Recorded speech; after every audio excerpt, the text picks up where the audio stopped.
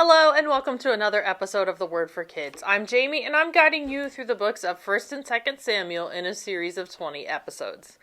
Last time we learned about the story of David and Goliath. As you know, David was the youngest of Jesse's sons and not even chosen to go out to war at all. Instead, he went back and forth from the battlefield where his brothers were to his father's land, where he took care of the sheep. One day, he saw the giant named Goliath and heard him challenge the Israelites.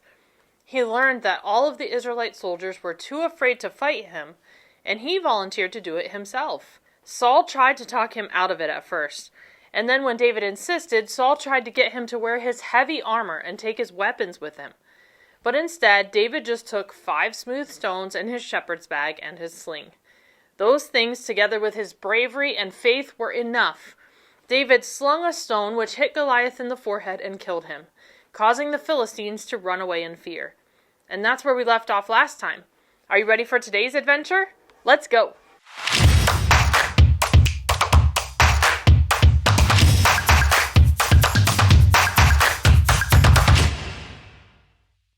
Saul kept David with him and did not let him go back to his family. And Jonathan, who was Saul's son, became one in spirit with David. This means they were very close friends, and Jonathan loved David as much as he loved himself, so he made a covenant with him. Jonathan took off the robe he was wearing and gave it to David, along with his tunic and even his sword, his bow, and his belt. Every mission Saul sent David on, he was so successful that Saul gave him a high rank in the army. The troops and Saul's officers were all pleased with David. When the men were returning home after David had killed Goliath, the women came out from all the towns of Israel to meet King Saul with singing and dancing. They said, "Saul has slain his thousands, and David his tens of thousands." Well, this made Saul angry because they gave David credit for killing more people than they gave him credit for. So from that day on, Saul kept a close eye on David. Saul was envious of David. Let's pause right there for today's word of the day. It's me again, and you know what that means. Time for a new word of the day. Today's word is envy. Envy is wanting something that someone else has. Like Saul. Saul was envious of David when David did all those special things.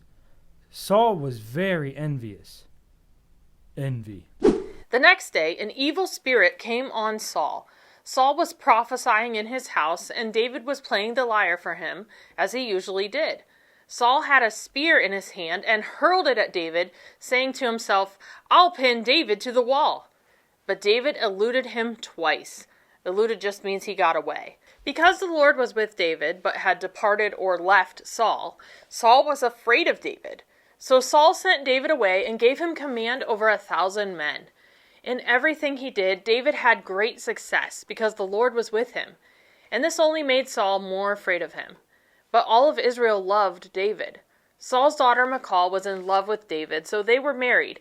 And when Saul saw that Michal was in love with David and that the Lord was with him, he grew even more afraid of him and remained his enemy for the rest of his days. So Saul told his son Jonathan and all the attendants to kill David.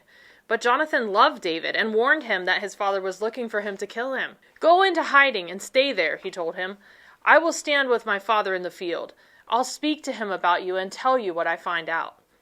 Jonathan spoke well of David to his father and reminded him that David had done nothing wrong to Saul, but had actually benefited him greatly.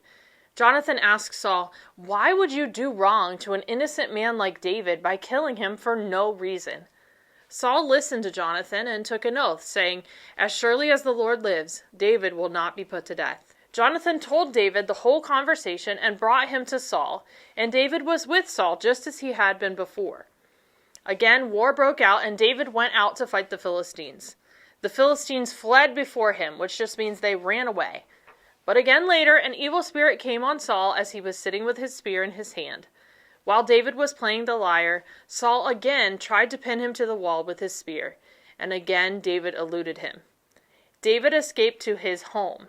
His wife Michal warned him, "If you don't run for your life tonight, tomorrow you will be killed." So she let him down through a window, and he fled and escaped. Michal took an idol and laid it in the bed, covering it with a garment and putting some goat's hair at the head.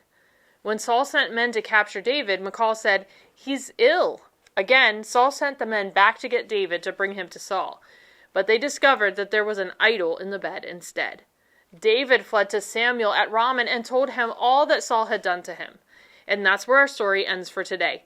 It's time for today's verse to remember.